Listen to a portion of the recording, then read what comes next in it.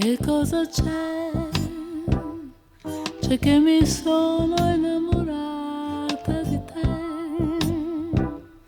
C'è che ora non mi importa niente di tutta l'altra gente, di tutta quella gente che non sei tu. Che cosa c'è? C'è che mi sono innamorata di te.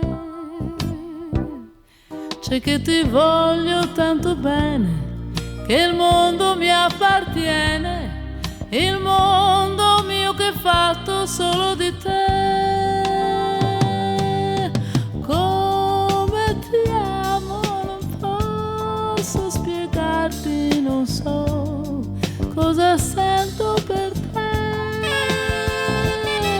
ma se tu mi guardi negli occhi un momento, puoi capire anche da te.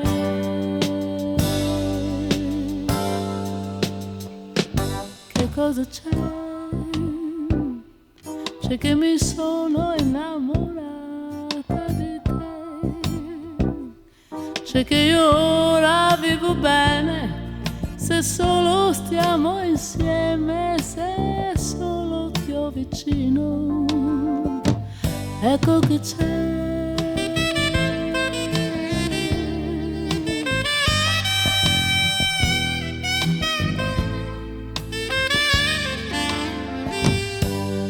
Come ti amo non posso spiegarti, non so cosa sento per te,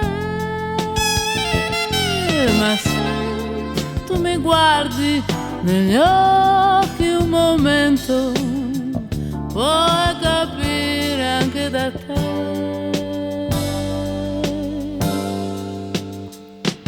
Che cosa c'è?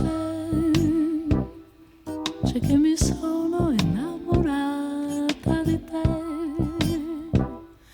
C'è che io ora vivo bene, se solo stiamo insieme, se solo ti ho vicino. Ecco che c'è. Ecco che c'è.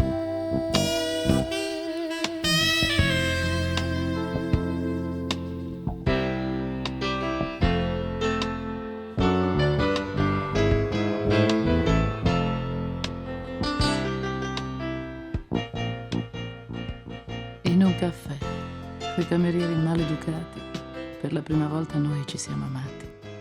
Io non vedevo i tuoi occhi, non li vedevo, ero piuttosto annoiata e non ti guardavo. Eppure là, sopra 2 tazze di caffè fatto male, è nato tutto quel che conta per noi, per te e per me.